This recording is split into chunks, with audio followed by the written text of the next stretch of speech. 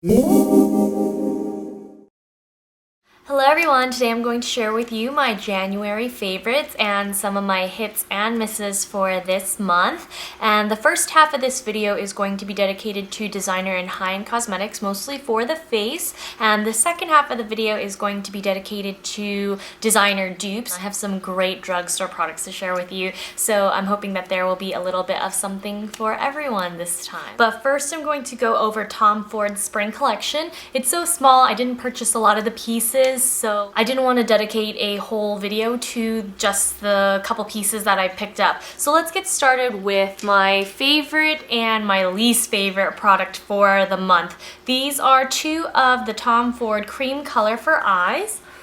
There were 4 released and I purchased only number 1, Platinum, which is here, and then number 4, Spice, which is my least favorite product of the month. Now, Platinum I am wearing today. It is called Platinum, so you would expect it to be a very cool color, but I don't know if it's my yellow undertones, but it turns more of a peachy, light brown, nude color on me, and I'm wearing it alone on my lid. I really love the color. I think it looks great against my skin coloring, and there are very tiny glitter particles in it, but it's not very noticeable to the eye, so I think this is a great product. However, if you have very oily lids, you will have to use a primer with this. I only get about 6 hours of wear without creasing from this product. If you have very oily lids, you'll probably see creasing within the first hour if you don't use a base. But the problem with Spice is not the fact that it doesn't wear as long as other long-wearing eye bases or eye creams. This one is just way too warm. It's actually slightly more moussey and very, very creamy, but the color just pulls way too red, and it actually makes my eyes look a little swollen. As you guys know, I love taupes and really cool toned browns, but this one is just simply much too warm for me to wear alone. And with these cream color products for the eyes, I do tend to wear them alone, and I actually prefer that just because I think it makes an easy wash of color over the lid paired with, you know, my typical winged eyeliner. But again, I don't mean to say that Spice is a bad product. I just don't think it looks as good on me as Platinum does, and I'm glad. I was actually thinking about purchasing a backup of this just because I love the way the swatches looked on the beauty lookbook, but I don't know if it's my computer settings, but this is much warmer in real life. So if you're like me and you prefer taupes and cool tone shadows, then I would stay away from this one and get Platinum instead. Now, I did purchase the lip lacquer with this collection, which is a very yellow toned gold. It's very sheer and it doesn't look like much on my lips when worn alone, but it makes a great topper. And the great thing about this product is it's not very sticky, surprisingly, because it does feel a little sticky on the hands, but on the lips it does feel water light. And for the price, I don't think it's worth it. I probably would have gotten the regular version of this color. The original shade that launched with the Tom Ford makeup collection is a sheer jelly tone with lots of glitter particles, almost like a Chanel Glossimer. But this one doesn't seem to have as much of the glitter. In fact, there's very little glitter in this. It's more of a very fine shimmer. As much as I like this, I don't think it's worth the money. If you do want a shimmery gold gloss, I would just go with a YSL Golden Gloss because you're gonna get a lot more oomph out of a product like that than this. And plus, those are a lot more long wearing, but they are a little stickier. So if you don't like sticky, then go with this one. But I am loving the Traceless Foundation Stick. As you guys know, when I first ordered my products from Bergdorf's, I had a massive error in my order and I received the liquid foundation twice instead of the stick foundation. But they fixed that problem now, and I actually ended up with 2 shades because I loved using number 3 Fawn so much. I decided to use this one as a concealer, and it works best for that. This does accentuate dry patches, not so much as I thought it would, but it doesn't set really quickly. In fact, when I wear number 4 Bisque all over my face, it takes literally all day for it to feel not sticky on my skin anymore. That is being set with powder. So overall, I do love this product, but only as a concealer. You can achieve, you know, very versatile effects with this makeup. It's just that it doesn't dry down, and in a foundation, especially since summer's coming up, that's not what you want. Surprisingly, it doesn't move which is pretty interesting considering the fact that it doesn't dry down. But overall, I just don't feel that it works really well all over the face. And again, I have normal skin in the summer. My skin's more dry combination in the winter and then slightly oilier in the T-zone during the summer. But again, I love number 3 Fawn. And when I darken up in the summer, since I do tan easily, I'll probably end up using number 4 as a concealer as well. So overall, great product, just not all over the face for me anyway. And now for the one foundation I have absolutely been loving for all over the face, of course. This is the new Chanel Vita Lumiere Aqua Fresh and Hydrating Cream Compact Makeup, and I use the shade 30 Beige. Now, let me just say that I, again, have normal skin. So this product is ideal for normal skin because it is a cream compact. Here it is in the packaging. If you have a very oily T-zone, or you have an all-over oily complexion, or you just like a very matte finish, then stick to the Vita Lumiere Aqua in the liquid.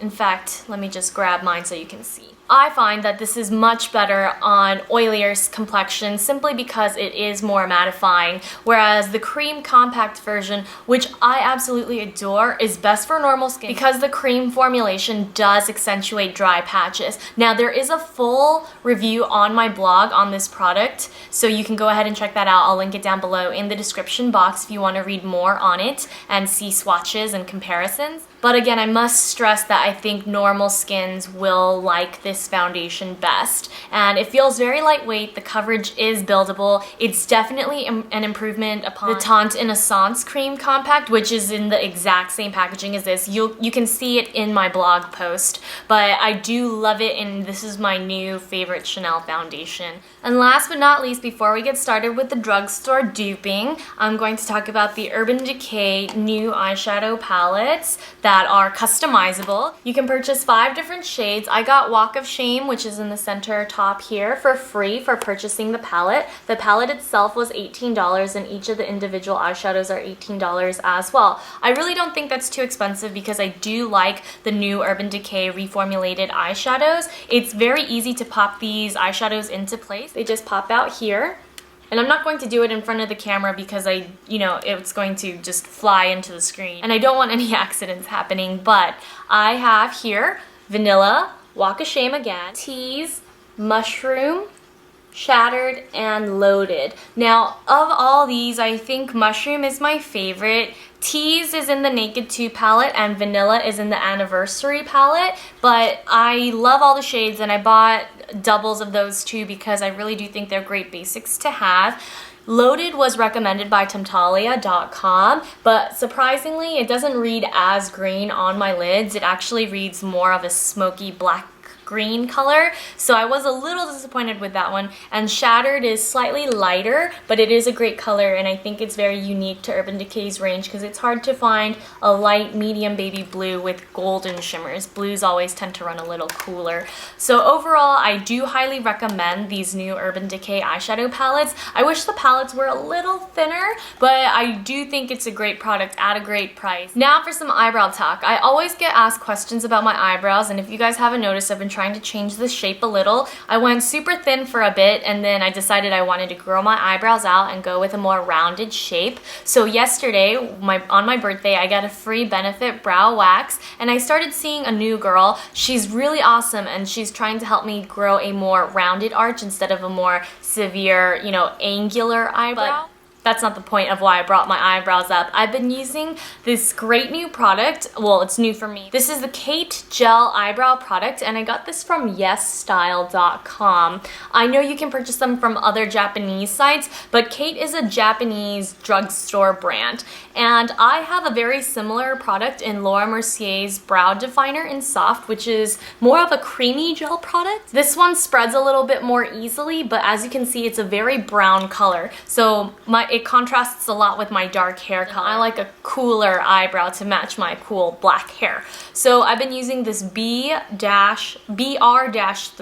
and it's a very taupey colored brown, which I love. It's just a slightly dry formula. But overall, I do think it's great, especially for the price. The Kate eyebrow gel is much more affordable than the Laura Mercier. But I've also been using different products to fill in my brows as well because I've been switching this product out. So when I use the Laura Mercier, I always always use the double-ended Laura Mercier eyebrow brush. So it has a slightly larger brush head and a very soft spoolie. I don't like to use a firm spoolie with this product because it tends to move all the product away and then all the product ends up on the brush.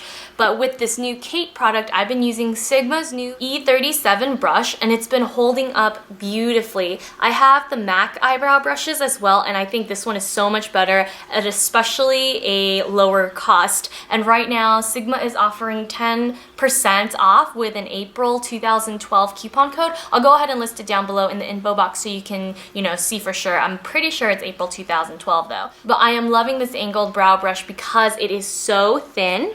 It's really easy to get precise lines. And then I've been using the E80, also by Sigma, the brow and lash comb. And then a lot of times what happens here at the end when I fill in my eyebrows, because my eyebrows are so thin at the end, which is what I'm trying to grow out, a lot of the times the product will look so much darker than the front of my brow. So I just brush down to remove the excess product and make the color look more equal. So this eyebrow set has been a godsend for me. I have been loving this. And I do really think that these work best with this particular Kate product since it is so dry. So those are the first drugstore dupes. And then now for some nail polish. As you guys know, I have been wearing the Hautelook Seal Blue nail polish, and I even posted a picture on my Instagram and Twitter. And this product is also from Yes Style. I checked on the official Shoe website and apparently it's not on there, so I think this must be some sort of an Asia exclusive, but it is a lovely blue shade. It actually has a slight pinky purple pearlescent sheen to it. The base color is blue, but it is so beautiful. It's probably the most complex sky blue color that I own. And actually Chanel Cocoa Blue, which I saw on a Chanel sales associate the other day, looks pretty similar, except this one has more noticeable shimmer and that sheen. I don't want to call it a duochrome because it's not that extreme, but it is definitely noticeable even in fluorescent lighting of the mall. So that makes it a really worthwhile nail polish to have, and I would go through the trouble to pick up another one of these in a different color. There is a green one, and I think I'll purchase that one next. I do think the shape of the bottle is really interesting, not necessarily in a great way, but it's kind of fun. It reminds me slightly of CND's. Anyway, Seal Blue, great color, and if you are looking for a drugstore dupe of it or you don't want to order online, Revlon's Blue Lagoon in number 92 is actually a pretty similar shade. This one has pink and purple glitters in it.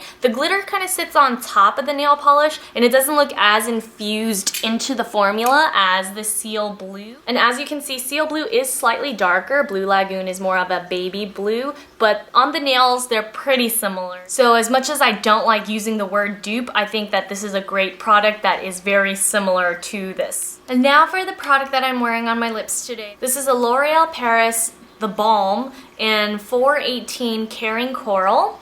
And this I actually saw on, not in this particular color, but I saw my friend Chelsea of Close to Real on YouTube using this, and it's a great lip balm. I actually bought Nourishing Nude, which is the color that she uses, for my sister, and my sister absolutely adores it. I was scared to buy this though because it has an SPF of 15, and usually lip products with SPF tend to make my lips peel even more. But fortunately, I love the color of this lip balm. A lot of people complain that these are really sheer, but I actually do see quite a bit of coral on my lips. In fact, it's like the perfect translucent corally peach color for me. And as you can see, it has a great glossy finish. I'm not wearing a separate gloss on top. It reminds me most of the formula of Chanel's Rouge Coco Shines, and I have this one here in Chance, but it also has that same glossy sheen here. When I pack on Chance, which is right here, it does show up as a baby pink on my lips. So that's why I'm hesitant to splurge on more of the L'Oreal ones just in case they don't work out. But this one is Caring Coral, which is the one I have on my lips. And as you can see, both of them have that really glossy sheen. So if you're looking for a less than $10 lipstick that is very similar to this $32 lipstick by Chanel here, then definitely go with these balms. I can't wear Revlon lip butters anymore. I know know a lot of you guys prefer those because they have better pigment, but I actually don't like the Revlon lip butters as much as these. They tend to have a drier texture, and though they have more pigment, sometimes I actually just really like a sheer glossy lip like this. So the bottom line is that the Revlon lip butters make my lips peel like crazy. They really dry out and suck the moisture out of my lips and just leave them a mess at the end of the day. But this one doesn't really moisturize my lips, but it doesn't make my lips feel better. So in that sense, it's actually a much better buy than the Rouge Coco Shines, because I actually do see a little bit of peeling at the end of the day with this particular formula. So I've actually found a great drugstore product, and I'm so happy that Close to Real, or Chelsea, posted that picture of this particular lip balm, because I definitely wouldn't have tried it if she hadn't have said that she loved it so much. So thanks, Chelsea. I really love Karen Coral, and I highly recommend you guys check this out. And that's a wrap for my April favorites. I hope that drugstore dupe edition at the end was very helpful for you guys. I know a lot of the products I use are expensive. The face products that I showed in the beginning, I don't like to compromise on because my skin is very sensitive, and when I'm putting something all over my face, I want to make sure it doesn't break me out. And I know Tom Ford, Chanel, and Dior I'm very good with. My skin's very good with. It responds well to their formulas, and I've never had issues with them, so I just stick to what my skin likes best. But thanks so much for tuning in, and I'll see you all very soon. Bye.